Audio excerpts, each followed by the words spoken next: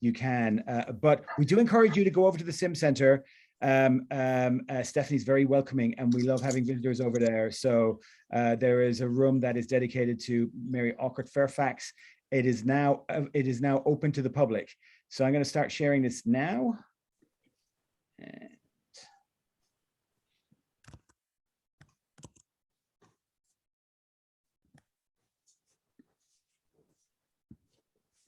So they'll just, sorry. They'll just be playing in the background.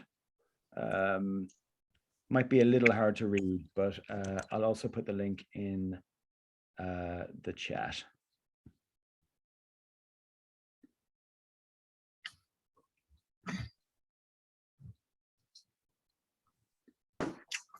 We don't have to stop chatting either. It feels like we just killed the chat by putting up the slides. So.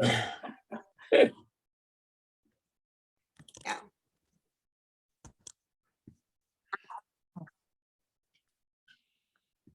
We know there's not enough time to read through this right now, but we just wanted everyone to get a sense of what the panels look like before we start talking about the exhibit.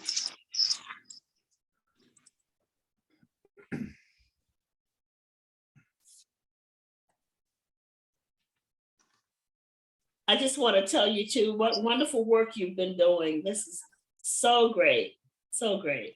Thanks, Joanne. And those of you who didn't get to hear Mayor Dina Reed last night, you need to go and look at the Madison Vision series. Oh, she and 3 mayors from around the country did an amazing job talking about the challenges of leadership in the 21st century. So you were an excellent moderator, Dina. Thank you, Joanne, and thank you for leading, bringing that to the Vision series. It was incredible. The conversations were incredible. So thank you so much for having me participate in that. It was wonderful. Yeah, kudos on that, because I was able to watch most of it, and I must say, Dina, the really sharp wittiness and frontline leadership that your colleagues, along with yourself, no question, are doing in the Friendly City, but St. Louis, Gary, Baton Rouge. I mean, that yeah. it was so revealing to me. I'm gonna forward it to Tondi. She's on travel now, but I'm gonna look at it again this weekend because I missed the first section, but I couldn't stop watching when I finally tuned in last night. I saw about the last half hour. Yeah, it was very real. Yeah, very real. Mm-hmm.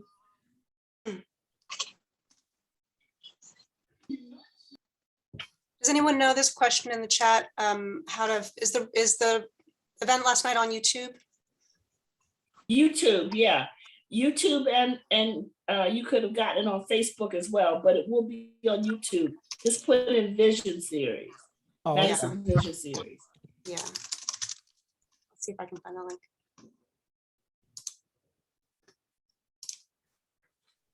Oops, sorry.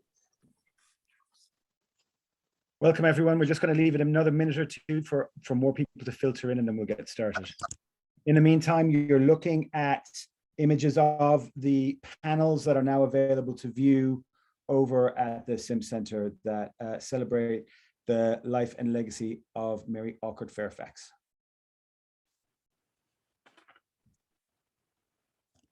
We'll put a link in the chat in just a minute, these panels that you can. We'll wait for more people to get in, because otherwise the newcomers will miss it. So yeah. I'll put it in a few minutes.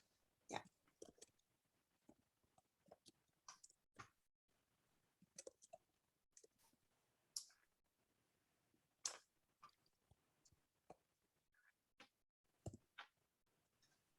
Sean, do you have the photo handy of the panels installed as well? I do not, but I will go look for it now once I get this set up. I'll send it to you. Okay.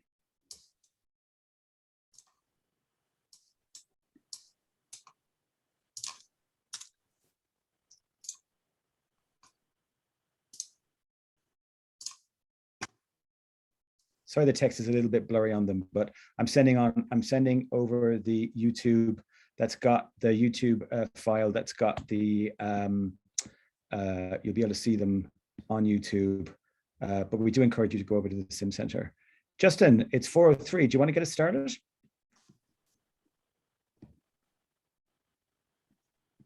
Sure. Sorry, I couldn't find the mute button there.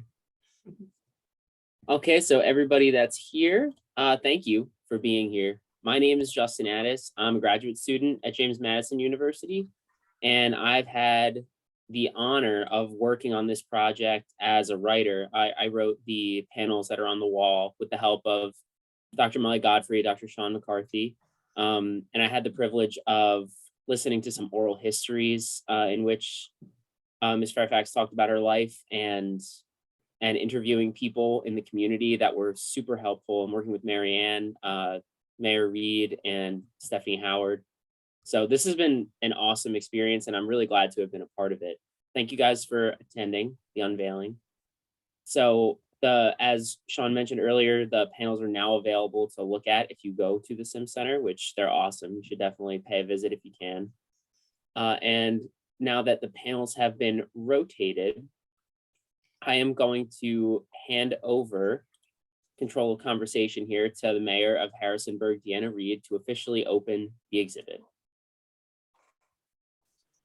Thank you, Justin. Thank you. Hello, everyone. Thank you for attending this very well anticipation of this dedication of Miss Mary Awkard Fairfax. It's an honor for me to celebrate the life and legacy of this trailblazer. Miss Fairfax went to Effingham Street School, where she was taught by another one of our trailblazers, Miss Lucy F. Sims. Miss Fairfax, she received her teaching certificate at Virginia State College, and then she continued her education in the 1940s to become one of the only teachers in Harrisonburg to have a master's in education, where she received, which she received from Columbia University. After integration in 1966, she became one of the very few Black teachers hired in the school system, integrated school system at Waterman Elementary School here in Harrisonburg. Her love of music significantly impacted the Northeast neighborhood. She designed and decorated and directed the operettas and the May Day celebrations. She was a pillar of the community, and an organist, a deaconess, a historian at First Baptist Church. She was an educator, a musician, historian, and community leader, devoted wife to husband Joe Fairfax. Miss Fairfax was my first grade teacher at Waterman Elementary School. She was compassionate, but she was stern. And I think what we all remember as students was the music. She had a piano in her room, and she filled the classroom with music every day. So like Lucy F. Sims, Miss Fairfax was remembered as a community mother. She attended to the whole child's needs and understood the schools they ran were not just places of learning, but were both an extension of the home and a core gathering place for the community. So we're just honored to have this opportunity to share her life and her legacy. We have a family member on here. We have former students on here. And before I turn it over to Stephanie, I want to especially thank Molly, Sean, and Justin. You are really bringing these panels, telling these stories to our community about our community leaders. So thank you so much for just honoring our leaders, our trailblazers here in the community of Harrisonburg. So I don't know if many of you have been to Sims, the Lucy F. Sims Educational Center. It is our former high school where some of these students that are on went to during segregation. My parents went there, my grandparents went there. But if you've ever had a meeting at the Lucy F. Sims Center in the conference room, that is actually the room that Miss Mary Fairfax taught out of. And so I'm going to pass it over to Stephanie Howard. She is the supervisor up at the Lucy F. Sims Educational Center. And Stephanie, I just want you, because you work in that building, in that space, I want you just to briefly tell what it means to have those panels telling the life story of Ms. Fairfax in the room where she taught, that is now your conference room. All right, well, thank you, Mayor Reed, Cousin Dina, thank you. And I'll just piggyback real quick off of what you said, Molly, Sean, Justin, thank you. Thank you. You all have done some amazing work, and I thank you for that in all sincerity, and continue to support you in your efforts and the efforts that that you all have done here at the Sims Center. So again, welcome everyone. Thanks for having me. Thanks for attending this unveiling. I think this is something very, very special for the community. Ms. Marianne, thank you for all you've done as well. I appreciate you and all the work you've done to make this happen. So thank you very much. I think personally, it's very important to have these stories of Ms. Fairfax, Ms. Lucy Sims, and other leaders and pillars of the community on these walls, because we can never forget. You know, we can't let this rich history of our community go unknown, unnoticed. And so to be able to walk amongst these halls every day is something very special to me. I look at them every day. I don't just come in, you know, I don't just come in and come into my office. I pay homage and acknowledge the history that's on our walls. My family, my parents, my aunts, my uncles, cousins, grandparents, they attended this. So it definitely has a special place in my heart. And so I am very honored to be a part of this, and hope that we can continue to shed light and bring these stories to light in our community and the community as a whole, and, you know, surrounding areas. I've had someone come in, I believe they were from the DC area, who just researched. They like to stop in different cities that they visit and look at the Black history.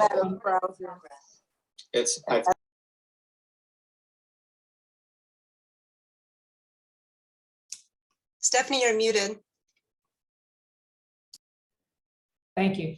So yeah, so they came in and they saw this, and they were in awe and very amazed at what was on the hall. And that was the original exhibit. So I'm sure, and hopefully they will make another visit to see this extension. So again, thank you. Thank you all that have been a part of this and made this a possibility. And thank you for including me. I am honored to be a part of such an amazing project.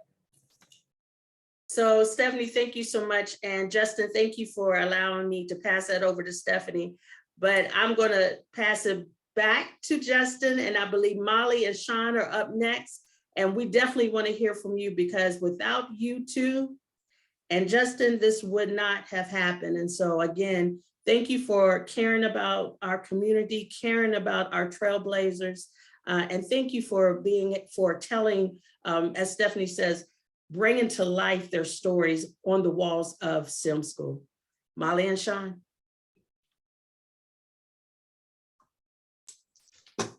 Well, I'll just jump in. And I also just want to add to our list of thanks, a huge thank you to Marianne, because this project would not be at all possible if Marianne hadn't been interested in and excited about and had really put time into making sure that her aunt's story could go up on the walls. So I just want to thank you, Marianne, for You are welcome. believing in this project. For those of you who are familiar with the original Celebrating Sims project, this is an extension of that project. And it was really important to us when we put together Celebrating Sims that we were not just celebrating Lucy F. Sims, but really celebrating her legacy in the form of the school that was named in her honor, and also in the form of all of the teachers who followed in her footsteps, to take care of the whole child and to make the Lucy F. Sims schools like a real community center, as well as an educational center. And we tried to do a little bit of that work of celebrating the many hands that made the Lucy F. Sims School such a wonderful place in the original exhibit, but there was only so much space on the wall, and it's always been our goal to try to, we knew there was a lot more story to tell. And it's always been our goal to tell more stories. So I think this is just I'm just so excited to see this come to fruition, and not only to be able to tell Mrs. Fairfax's story with the sort of depth that it deserves, but also to be able to do so in the very room that she taught in for so many years. I think it's really moving to be in that space. And even, you can see the photos on the wall of her teaching in the room and then be standing in the room, and it's really quite beautiful. So I'm just grateful to Dina and Stephanie and Marianne for your support and for making this possible. Sean, do you want to add anything to that? Well, I want to add what it looks like on the walls. So I'm just going to share my screen really quickly. And this is Mrs. Fairfax's former classroom, now the boardroom. You can see the chairs of the boardroom there. And there are all the 7 panels as they are in the room itself. And over to the right, actually, we have a bookcase that are full of educational materials, some of which we know that Mrs. Fairfax used when she taught in that room, and also some other books that were in common circulation at the time. So yeah, it's really cool to to stand in the room and think about all the time and all the creativity and all the music that was in that room over the years. And so it's a great pleasure for us. Nearly a year to the day since we opened the Sims exhibit in the high school. We were all in a Zoom room together this time last year, if you remember, and the Sims exhibit was opened in the atrium of the high school. And it's really exciting that we're able to extend that story this time. In the list of thanks, we could not do this without Stephanie. We could not do this without Mayor Dina Reid. Marianne, you made this such a pleasure to research and to help pull the story together. Thank you so much. Megan, we owe you a major debt for all of the work that you've been doing with the curating all of the objects and the photographs. We have digital copies of nearly 600 photographs now, which we will be making available on the Sims website. I'm going to pop that that URL in there. The original exhibit is available on the website, so please do visit us there, or better again, go see it in the center itself. But part of the project is to have a website where all of these materials and more are available to anyone who wants to see the photographs that are in the exhibit and lots of others as well. So a lot of Mary Awkard Fairfax's archive is going to be available online via the Sim site. So we're really excited about that, and thank you again, Marianne, for doing that. So back to you, Justin. Okay, thank you. And to everyone who has thanked me profusely, you're welcome. And it was my pleasure. So now we're going to turn over to Dr. Joanne Gavin. Dr. Gavin, can you tell us how Mary Awkard Fairfax welcomed you to Harrisonburg and the role she played in your life? Well, I'd be happy to do that, Justin, and thank you all. I know we've thanked everyone, but this is a really great story of how you all are helping to tell the story of Sims, of Mrs. Fairfax, and all of the community that I've come to love in Harrisonburg. My husband and I, when we came in 1985, we immediately joined First Baptist Church. And there we met Mary Fairfax, and also Kathy Winston and Doris Washington. And the women in that church were the ones who kept us in that church for 14 years. You know, most people would say the choir or the minister, but for me, it was the group of women who were there who were so inspiring. And Mary Fairfax, for me, was the most important one. We had the best relationship. So she noticed that, you know, we would go back to Baltimore a lot to see family. But on Christmas Day, we were always home. And so she said, "Oh, you're going to be home this weekend. Why don't you come past our house?" So we would go over, my daughter, my husband and I, over to the Fairfaxes. And of course, those of you who know Mary Fairfax knew that she loved her husband. And we would just get so tickled about how she would talk about him and how he would blush.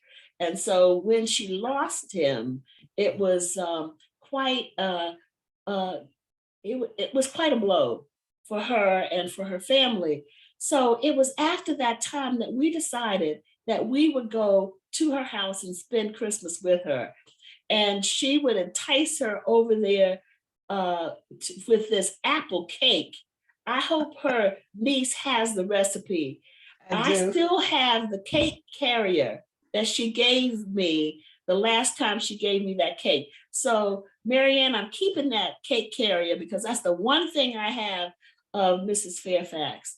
But you will remember the card display that she would have in her living room. And each year she'd put her Christmas cards in that card display. And then there were always the artifacts that she would show us in her collection when we came by the house. So we came to see her as a sort of mother figure. And for my daughter, she was a grandmother figure. And we would often sit down and have conversations about her education. And you know, one time I got to see her get very, very sad about her education, because even though she was driven to prepare herself so that she could be a wonderful teacher, she remembered that because of segregation in Virginia, she had to go a distance to get educated. And when she told me about that, you know, when I went to the University of Chicago to get a master's degree and a PhD, I went according to my own will, but she couldn't get a master's degree in Virginia at that particular time. So there was a kind of sadness and a little bit of rage about that in her. And so, but I think about the many, many times that we were in church together and how she played the organ, and she played it so well. And she insisted that the choir members hit the right notes, you know. She was wonderful about that, and would sometimes grace us with a solo. Now, the photograph that begins the exhibit, the one with the blue suit with the white trim, I remember her taking that photograph because my chapter, Sigma Gamma Omega chapter of Alpha Kappa Alpha, honored the community mothers. And she said to me, when I asked her to take a picture, I needed a photo of her. She said, "You want to honor me?" I said, "Yes." I said, "You are community mother, and we are so proud of you." So as I think about what Sean and Molly and Justin have done, I know that we as community members always knew how special Mary Fairfax was. But, you know, it took these people to take the stand to say, I want to do a document about her contribution to not only the Lucy Sims School, but to Harrisonburg Public Schools in general. And she would always say, I love my students. I love my Black students. I love my white students. I see them as those people that I want to give my heart to. And she did that. She did that with me as well. So it was, for me, quite a loss when she died. And I went to visit her many times during the time that she was convalescing in her home, and got extremely close to her. So I thank you for these memories. And I'll stop talking now. Thank you so much, Dr. Gavin. That was wonderful. And I feel like I just learned something new about Mrs. Fairfax as well, especially when you mentioned the apple pie and I saw all of the heads bobbing. It must have been really good. But she was remarkable. Now we're going to move over to Bill Harper. I'd like to just ask a couple questions for you. You were Mrs. Fairfax's student, and you're actually making a documentary about the legacy of the Lucy F. Sims School. And this is going to feature a section about Mrs. Fairfax and some other master teachers at the Sims School. Can you share with us what you remember about her as a teacher and what compels you to feature her in a documentary about the school? Yes, it's an honor to be asked to participate in this panel discussion in recognition of the brilliant teaching life of Mary Awkard Fairfax.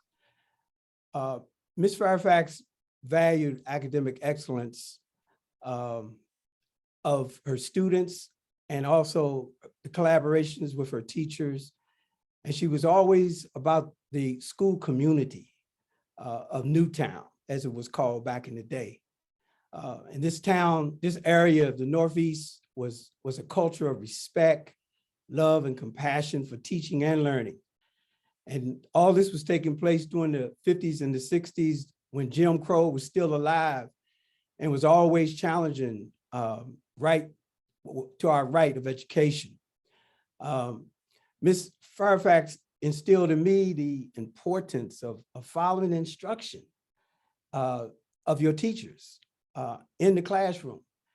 And we all know the encouraging words that teachers give us, but Ms. Fairfax had real compassion for her students. And she was a brilliant educator. And when it comes to Miss Lucy, and all due respect to Miss Lucy, she laid the foundation. But I must say that when I think about Mary Awkard Fairfax and being a teacher, she was like an educational scientist for teaching instruction. She had a brilliant teaching style, which always brought about results. And that was one of the reasons I wanted to capture her in the documentary, which I'll discuss shortly. But I was in her second grade class. And my memory as a student was she was a master teacher. She was one of those teachers that provided me the foundation for early instruction as a little one. But as we all know, when we start school, them formative years, pre-K, first, second grade, third grade, it really establishes you for a career of learning. And over the years, her and I, we had an ongoing relationship. And the more of that in and out of discussion allowed me to really have the value of education. And I must say that she brought such a creative and insightful approach to providing her students the environment to learn. And that's one of the reasons why I decided to create a section in my new Sims documentary, which I've been developing because I videotaped her some years ago, which I just shared with Marianne. I must send her the raw footage of. She was one of many master teachers, but there was no equal. Her unique teaching style really embraced theater and music, and it was unmatched by none. And she would bring that into the classroom. And then she was the co-choir director of the legendary Lucy Sims Mass Choir, which was made up of, imagine we had a choir of 60 students. And it was one of the best choirs in the Commonwealth of Virginia back in the 60s. And her style was around, I mean, just engagement and discovery for learning with her students. And I can remember her speaking to me when I was interviewing her, and she told me, she said, Billo, she said, the key to teaching kids is you must love kids first. You can't teach if you don't like kids. And she just, and I'm quite sure, you know, Joanne and any other teachers on here can understand that reality as an instructor, as a teacher. But, you know, she was amazing. And I was so happy to be in her company for years and capturing her and having discussions with her. And as I think of the learning process that's so important in education, it's really assisted me in my personal educational achievement, and it has supported me all of my life. And I'm really thankful for that relationship. And anytime I go back and I pull out the archives, which I have quite a bit of archives, but there are none that match her, because when we was coming up, I was in the junior choir. Marianne, she may speak about it, but if you look at that picture, Marianne, my brother and sister and many other ones, they was in the large choir when you come into the building of Sims. And so those of us that was underneath them, we was the little ones, and we got a chance to sing with them at the Christmas choir one time. And it was just, you know, me and Tony Johnson and Maurice Bacall and all of us, we were younger. And I think I saw Tish Dunn on this Zoom meeting, so she can remember, because many of them were in the big mass choir. Well, that mass choir was so unique. Now we're talking about the 50s and 60s, okay? Having a mass choir come from a little community of the Northeast known as Newtown. And so that's what I remember, you know, about it.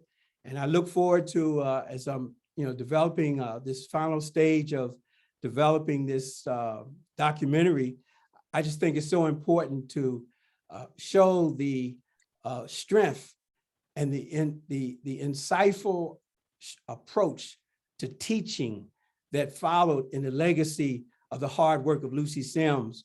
And this exhibit demonstrates one of the cornerstones of that legacy. Shout out to Molly, you and Sean and Justin.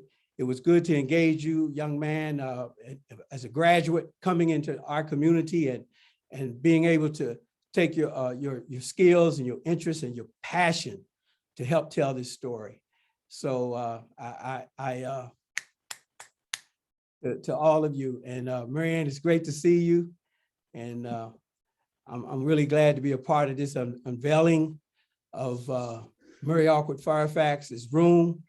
I'm not in the picture in the room. There's a picture with some of the young people that in that room, but here again, she was a master instructor, Columbia Teachers College educated. And I will say this, I can remember her sharing with me about going to New York City for 4 straight summers, and Marianne can correct me if I'm missing something, but 4 straight summers until she got her degree, right, from Columbia University, Columbia Teachers College. But while she was there, she attended Radio City Music Hall. She attended the Apollo Theater. She was all involved in the learning experiences within theater. And then she brought that back to the Lucy Sims students. And then out of that came the operetta. And that classic, what did she tell me? She said, Billo, she said, she called it the, let me see here. I have it, oh yeah.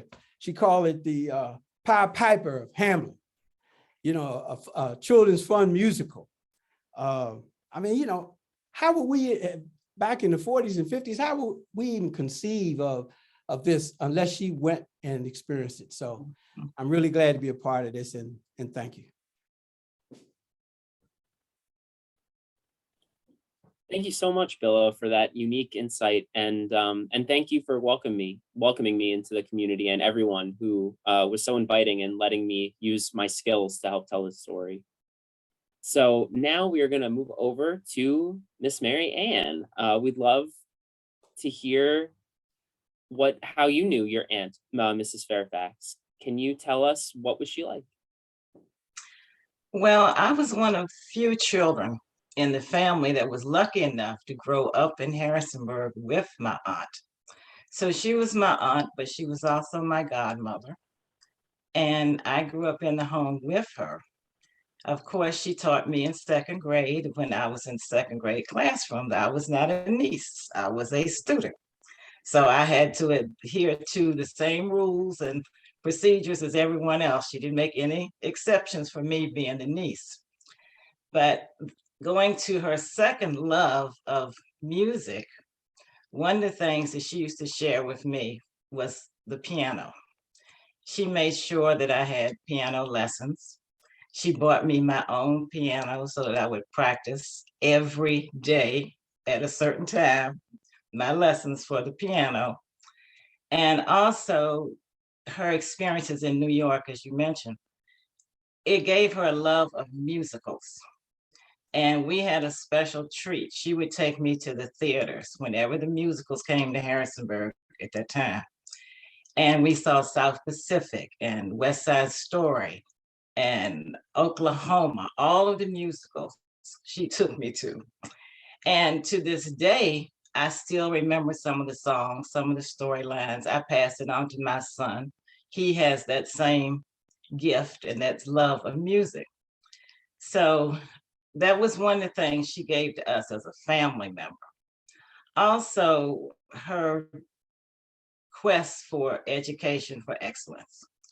She inspired all of us to go to college for higher education. And we all have done very well. And she always inspired us from one generation to the next. My cousins, all of us, the 5 nieces, our children, and now my grandchildren, all knew of Aunt Mary because she was the matriarch of the family. With her parents dying so young, she took on that responsibility. She helped raise her siblings when they were very young. And later in life, we all turned to her. If you had a problem, if you needed help, if you needed advice, it was Aunt Mary. She was the one that we turned to. And she felt that family was very important to her, but also, as many of you have stated, her children were her students. They weren't just students to her. She loved them. And as Billo mentioned, I believe, one of the things that she used to tell me when I first started teaching, she said, if you're going to be a teacher, I want you to remember one thing. Children know if you like them or you don't. And if you don't like children, if you don't show them love, then don't be a teacher. And that was something I always remembered her saying. And she would say that she didn't care who they were, rich, poor, didn't make any difference. They were her children. And she gave me another story at one point about having good days and bad days at school. And she said, some days you may come in and your children may have a bad day at home, or they may have had a rough night. You don't know what their circumstances are. So if you look around that classroom and you think, this may not be the day to teach math or reading or writing. She said, close the books, bring the children up around you, read them a story, give them a hug, give them a smile to walk out the door with. So she has had that love, I think, of children from the very beginning, from early ages. And it's just so great to have this exhibit for her, because at this point in time, it's very important that our history is preserved and not lost or forgotten or put away on a shelf. So I am extremely grateful to you, Dr. Godfrey, Sean, Justin, Mayor Reed, Stephanie, all that contribute to make this a reality. Because I think it's going to be something that will stand for the ages, and her legacy can inspire future generations. And that's very, very important. And on behalf of our whole family, we are very pleased and very grateful to you all. So thank you very much for what you've done. Thank you, Marianne. Thank you for your contributions and for sharing all that with us. And thank you very much. So now what we'd like to do is to hear from anyone in the room. So anyone who feels like they have something they'd like to say about Mrs. Fairfax, feel free to unmute yourself and start speaking. Or if you think of something you'd like to say and you know how to use the raise hand function, you can do that. Or you can use the text chat as well, if you know how to use that on Zoom. So yeah, we're gonna open up the floor to that. And we'd love to know, what does Mrs. Mary Awkard Fairfax mean to you?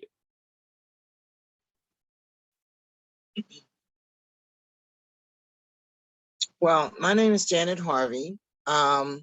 I'm actually located in the Lucy Sims building. My name is Janet Awkard Harvey. And I have walked by, I saw all the history that's in Lucy Sims. And this one day I came in and I started looking at all the beautiful pictures that are on the wall to talk about Lucy Sims. And I saw the name Mary Awkard Fairfax, and I'm thinking, this has got to be my family. This has got to be my cousin or somebody that I'm related to. And so I did a little bit of research. I haven't really made the connection yet. I'm gonna have to talk to Mary Ann, but I'm just so excited to see the history being built for her and Lucy Sims. I just want to say thank you, like everyone else has said. And I think this is extraordinary. And to be a part of this call is wonderful, just to see her history being placed here in the building, and this being a historical place here in the city of Harrisonburg. So Tadina, kudos, okay? Janet, are you there on a regular basis? Yes, I am. You and I need to meet. I think you're my cousin. Yes, we do. I will be coming back soon. Okay, that'll be wonderful. I have your email, so I will definitely write you a note. And I'm located on the lower level of the building. I work for the Arc of Harrisonburg, Rockingham. So I would love to talk to you more and find out where our roots, where we connect. Okay, sounds good. Thank you. Thank you.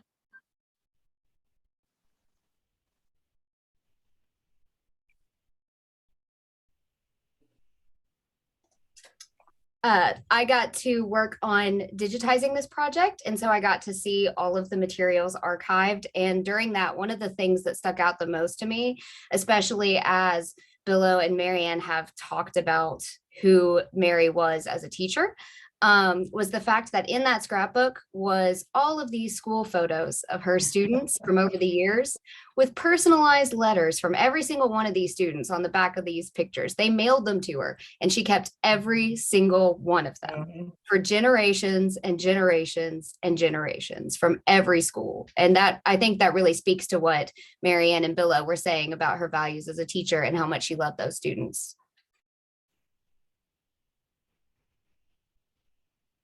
And to add to what you were just saying, Megan, a lot of those students maintained long-term relationships with her, even after they were grown and they had married and they had children. They would come and see her. They would bring their children to come and see her.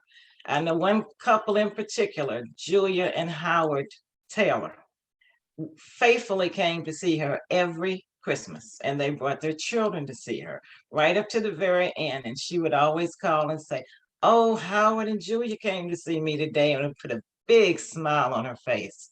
So she had that relationship for years to come after the children left her. And as you said, that speaks a lot about how they felt about their teacher.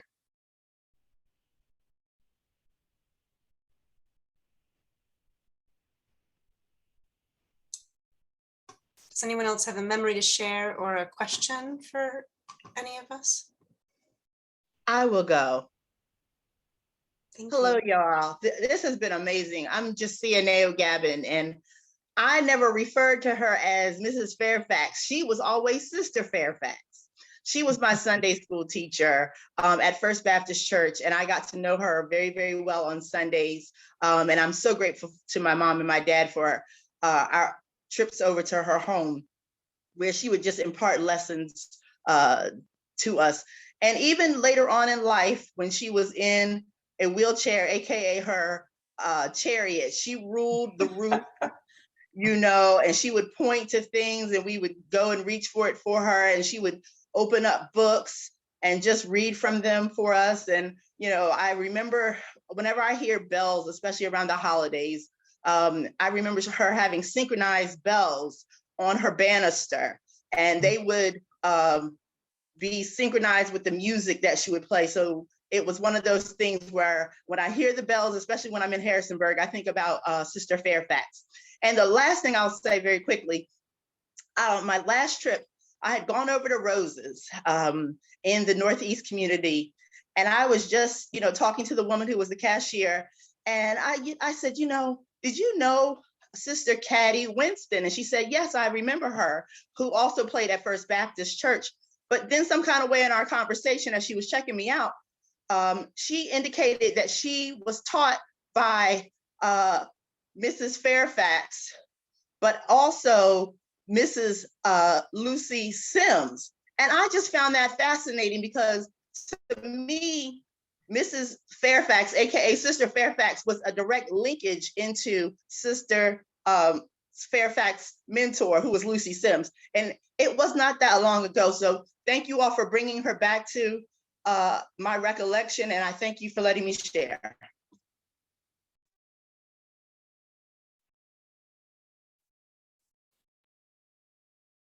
Yeah, Mrs. Fairfax had Lucy F. Sims as a teacher. Didn't she also have Roberta Webb as a teacher as well? I believe so. Mm-hmm. I've heard that name a lot, Roberta. I think she did. I'm not quite sure, but I believe so.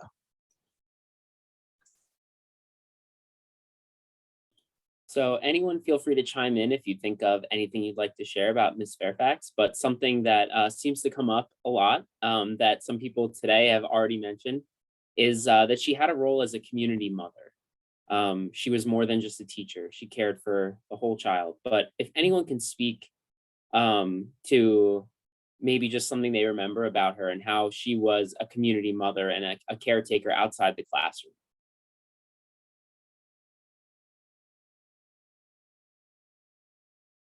Well, I know one of the things that she was responsible for was establishing the first daycare center at First Baptist Church. When Reverend Baltimore was there, she and her husband, my Uncle Jim, they were very concerned about there not being a daycare center in the neighborhood for the little children whose parents had to work. And she was very instrumental in starting that daycare center. And it became very welcomed and it was much needed in the neighborhood at that time. So that's one of the ways she reached out to the other children, not just in the school setting, but outside of school.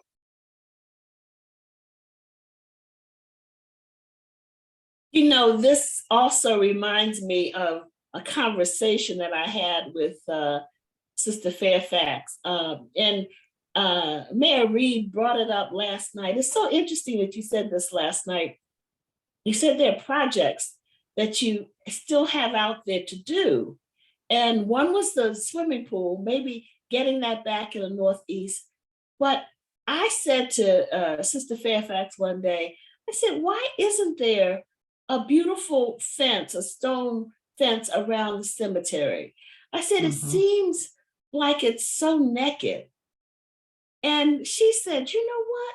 It's interesting that you said that because I thought the same thing. Now, I don't usually deal with cemeteries and death, but as you get to be my age, the subject starts to come up, And I was thinking about that and just brought it back to mind, Dina, from what you said last night. and my thinking about things that we talked about, things that the community needs. And it just, we need to have a more respectful way of honoring our dead, that, you just can't walk right up through the cemetery, walk through it, or there's not a little barrier to trash. So I used to think that I'd work on that as a project. So Mayor Reed, if you need me ever to help you with that, let me know. But that was a conversation that Sister Fairfax and I had. That definitely has been a conversation throughout the years. So thank you for saying that out loud, because we will talk about that again, Sister Gavin. But it's recorded. It's recorded for posterity. That has definitely come up through the years. And one thing that I did say last night, and I will always talk about just the women in our community who have paved the way for me to sit in this seat on City Council and as mayor, and the strength of the Black women in our community. And so I know I had Miss Fairfax in first grade at Waterman, but for me, it was just her spirit of compassion and kindness. Now, don't get me wrong. I mean, nobody's really saying it, but she was strict. Oh, yeah. I don't know if my class was just bad, but she was strict on us as first graders. And she also just had this love for music. And, I just remember that when we came in the classroom, she was playing the piano. She had a piano in the classroom, right? We didn't have to go down to, then it was Miss Swope, who was our music teacher. I mean, we heard music when we walked into the classroom and when we left. And no matter what happened in between, she let us know how she cared about us in the morning and when we walked out. And so that was something that I will always remember about her, is just her love of music and how she brought it, to the community. And it's my dream at some point. I tried to do it years and years ago when I first came back home, but it's my dream that we use that stage as Sims for those musicals in her honor, because she was such an inspiration when it came to music, the love of music. I also just wanted to add, hearing Joanne's story about the cemetery and wanting to honor history and honor the dead. One of the things that was most powerful to me in the interviews with Mrs. Fairfax was the story about, when the city bought so many homes in the Northeast neighborhood to destroy them for the sake of quote unquote urban renewal, she returned their check for her father's home. Because she said, my daddy built that home and you can't have it. And then when they did knock down the old First Baptist Church, but when they built the new one, she then helped write the history of the church, and that history came out the same year that the new church was built. So she was doing that work, not just looking after the future, but really looking after the past. And she has been honored with stained glass window at that church, she and her husband. And I think that was in recognition of the years that they contributed to the church and their participation. So that's something very nice for everybody who wants to see it at some point in time.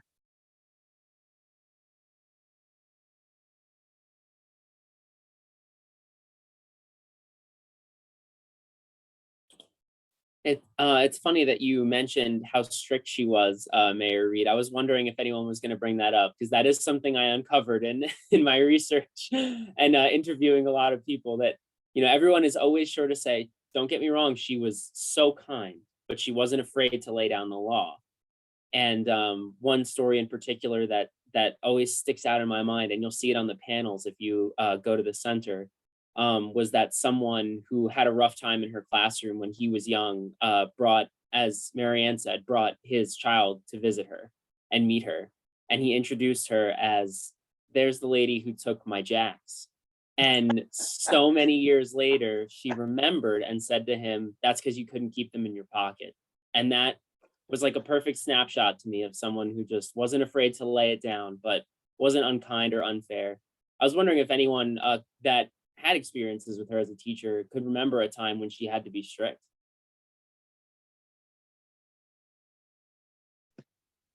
I will go if you don't mind, because she was my Sunday school teacher. I never heard Sister Fairfax raise her voice higher than, you know, a normal speaking tone. But I am one who, you know, when you're in the church, it's a different set of rules, if you will. But we were all ready for our lesson. We had to do the readings and we had to participate. And if you did not participate, or you sat a little too silent for a little too long, she was one to call you into conversation. But I had her a little bit later than maybe some of the others who were on the call as well. So this would have been in the late 80s, very, very early 90s. So she was one who, she ruled, but with love, and she always made us want to participate. Yeah, you're exactly right. She did not, she did not raise her voice, but she had a look, and she was there, and she would let you know that what you're doing right now is not appropriate.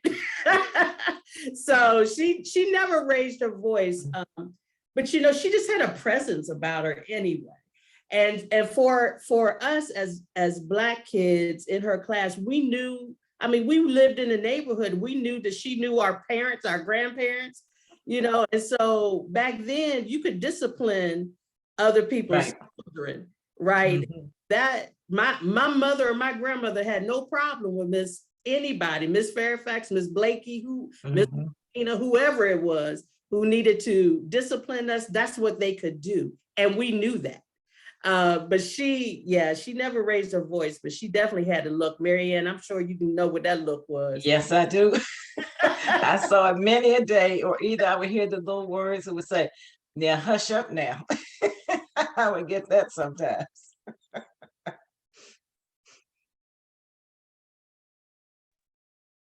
I was thinking before we had a drum major award, Stephanie will know that every Martin Luther King Day that we've been able to do that for the last, it's been almost 15 years now. We've done the Drum Major Award.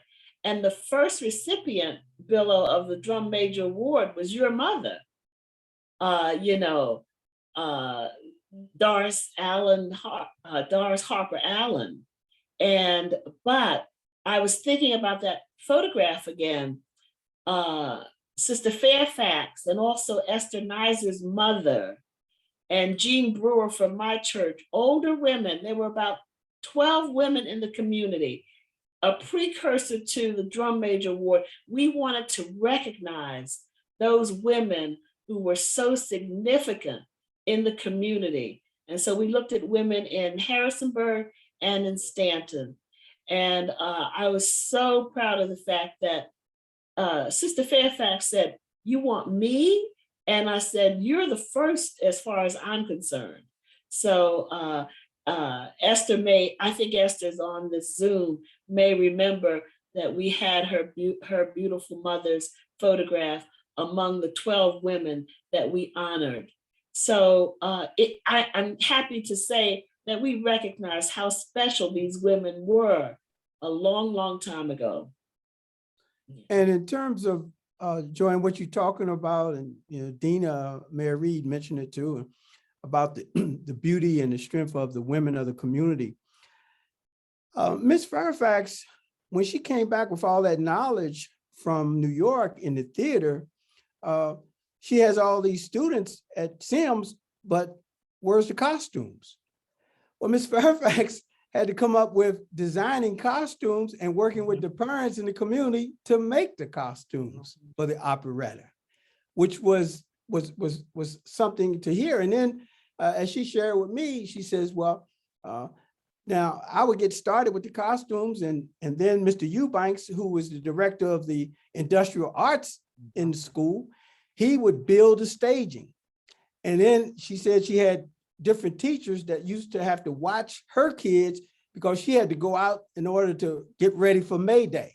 So, I mean, she was a multitask individual that didn't stop when it came to sharing, but also being inclusive of parents and the teachers in her work and sharing her knowledge, which here again was really unique, being able to do that. And we're talking the 40s, 50s, and 60s.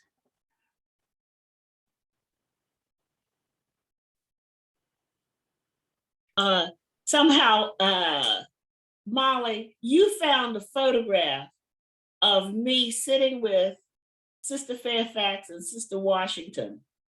And I have on white and a white hat, and I look really cute.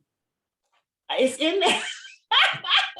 And very, very young. I had the picture. I thought about that photograph because Sister Fairfax was one of the people in that church who really spurred me on to speak in the church. I think I was the Women's Day speaker. There it is.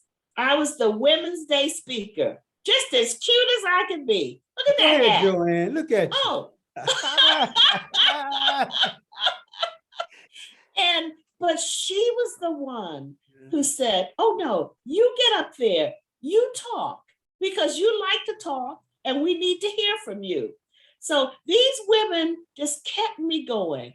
And you know, the church for Black children was the learning ground, the proving ground. We did our recitations there. And that happened in my church, my Baptist church back in Baltimore.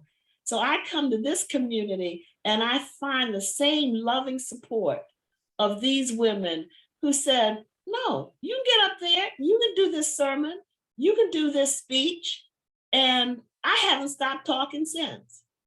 So, you know, so I you know, it's amazing what Black women can encourage you to do.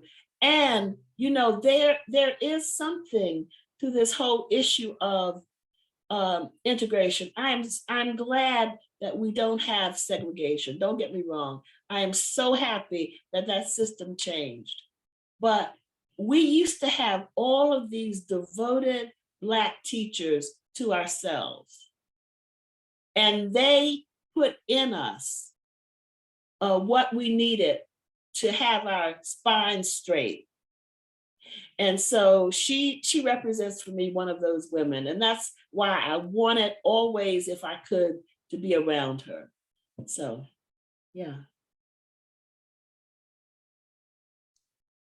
Perhaps on that note, Sean, do you want to share the video? For sure. I wonder though, before we do that, Stephanie, you've gone off camera there, but we've got a little bit of new. She's back. Oh yeah, Stephanie, I'm here. Do you want to share the little bit of news that we have about the Sim Center? Oh, okay, yeah, so we do have permission to continue to expand on the exhibit. So we will be looking to do that as well. So be on the lookout, continue to support and back us as we, you know, look forward to expanding the current exhibits that we have. So. And if there's any, you know, teachers that you want to see honored on the walls of the Sim schools, please reach out to Sean and myself.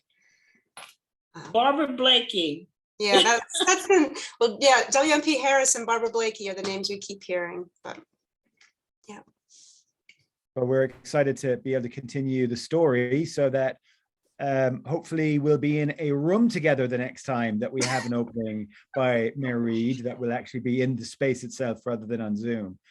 We're going to close out the evening with a lovely little montage of photographs that Justin put together for us. And we got to give a shout out to David Berry III, who is the director of the music program at EMU, who very kindly recorded a version of Moon River. which is one of Mrs. Fairfax's favorite songs. So I'm going to share screen again. And again, thanks, Justin, for putting this together.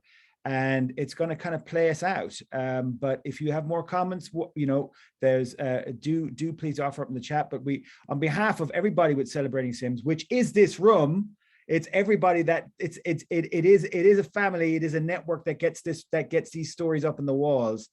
Thank you so much for being part of today and for the continued support. It's been a wonderful afternoon. So I'm going to share screen now. Thank you.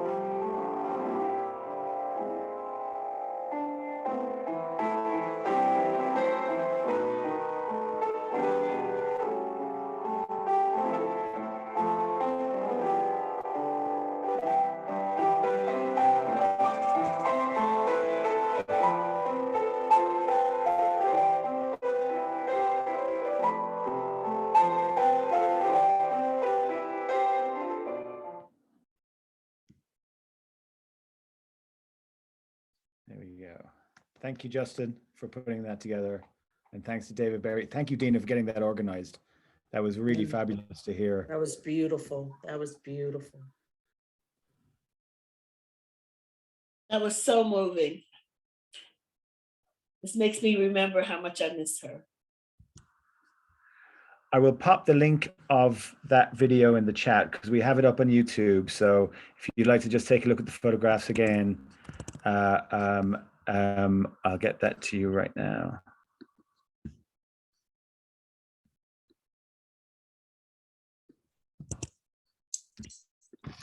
And please don't forget to get over to Sims and see the exhibit in person. It's open Monday through Friday, 8 a.m. to 5 p.m. And we're still working on, are we going to get the room renamed, Stephanie? Yes, I mean, that's That's the plan as well. Yes, yes. And I need to come and get that last box of materials out of your way, Stephanie. So I'll be up there in a couple of weeks, I believe. Okay, You let us know when you're in town, Marianne. We'd love to see you. I will definitely do that. And please keep in touch. And if I can help you with Yes. any other projects, Absolutely. anything at all, don't hesitate. I really do appreciate this from the bottom of my heart. I almost got teary there for a minute. Me too, me too. This yeah, I is beautiful. did. Thank you so Yeah. much, everyone, for being here this afternoon. This has been an incredible dedication, even though it was virtual, it was still beautiful. It was Yes, it beautiful. was. And this is the time when I say that we must honor our trailblazers, and Yes. this was so overdue. Mhm. Thank you.